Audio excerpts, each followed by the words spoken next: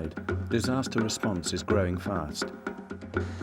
More people are helped in more countries and in far more complex and often dangerous situations than ever before. Tens of millions of people are fleeing from hunger, poverty and war. Even so-called natural disasters are complicated by politics, economics and conflict.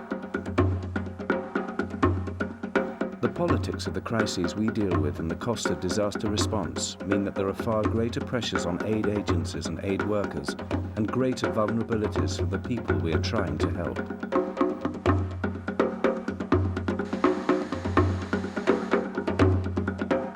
We are learning that our success or failure in delivering assistance is dependent on the strength of our own ethical and professional standards. To work effectively, we need clear and common values. We must see ourselves as professionals, like doctors or lawyers, practicing impartiality and independence in our work. This video sets out the 10 principles of the Code of Conduct for the International Red Cross and Red Crescent movement and non-governmental organizations in disaster relief.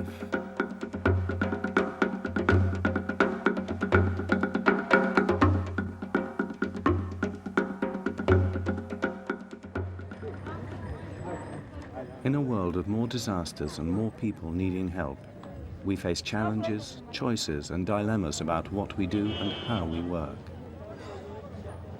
The right to give and receive aid is a fundamental principle which should be enjoyed by people everywhere. As aid agencies and aid workers, we have an obligation to give aid wherever it is needed. Our priority must be to meet the most urgent needs of the most vulnerable people.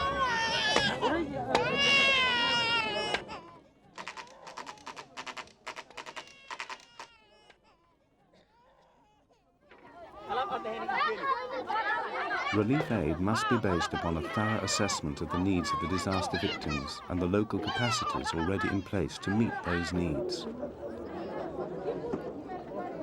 Good relief depends upon knowing what people need and what resources are available.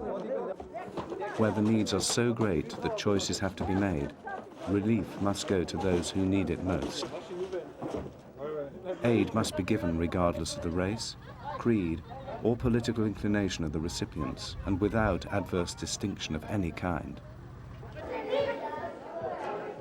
Women make up the majority of disaster survivors.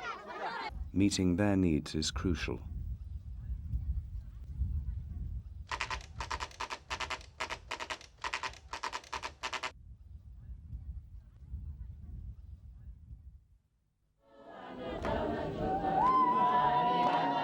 Humanitarian agencies and workers have many motivations, but our political and religious opinions must not influence what we do, how we do it, or who we try to help. There should be no preaching about the benefits of one political system or the truth of one religion over another. There should be no indoctrination in refugee camp schools.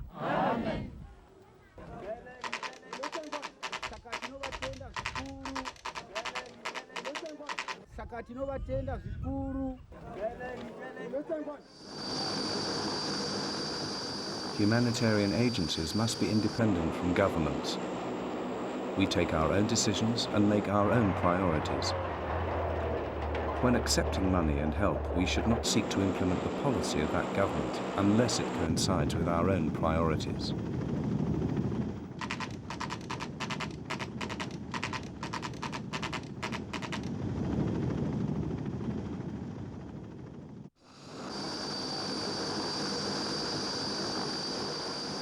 We exist to serve the needs of others, but we must not denigrate the traditions of the communities we work with. We must take the time to listen to and talk with those we seek to help.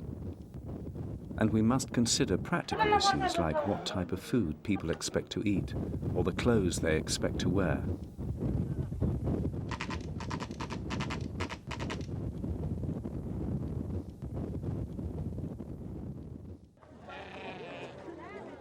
All people and communities, even in disaster, possess capacities as well as vulnerabilities. Where possible, we must strengthen these capacities by using local markets and employing local staff, local drivers, helpers, and skilled labor. Local professionals like teachers should be used instead of expatriates. Disaster response must be well coordinated. We should work through local government and community organizations as partners in planning and action.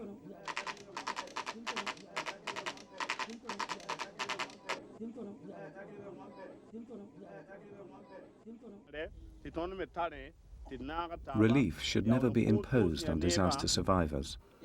Effective relief can be best achieved when those we help are involved with all aspects of the work we do. This means group discussions with beneficiaries and their representatives, and particularly with those groups who are often ignored, minorities and women.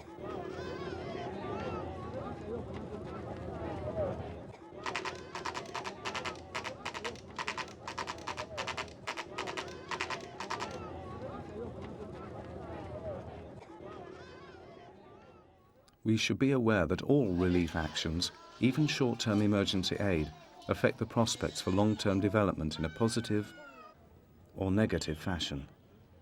Many programs have an environmental impact, and there is a risk of encouraging dependency on external aid. We must think what happens after basic needs are met. For example, food aid can be used just to feed, or in food for work programs to reforest land or rebuild homes.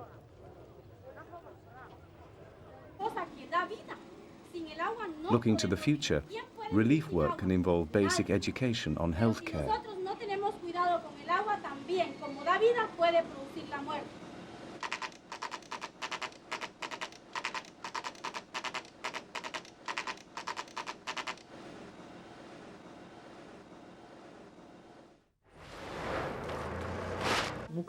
Who are humanitarian agencies responsible to?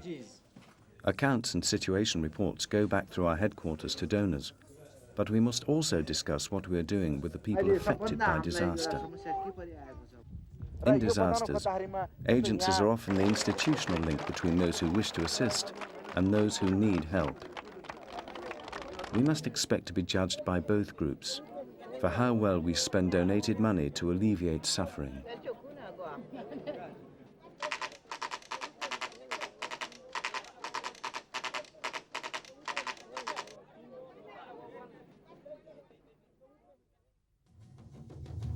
New evidence continues to come to light about the brutality now sweeping Rwanda. Pictures like these on television or in newspapers show disaster victims as helpless objects who have lost all human dignity. Humanitarian agencies may not be accountable for the actions of the world's media, but as we compete for precious minutes of coverage to influence donors, it is easy to reinforce stereotypes. These pictures provoke feelings of guilt and horror, but do not tell the whole story. So, let's avoid stories of so-called angels of mercy with pathetic victims and avoid reducing people to objects and numbers.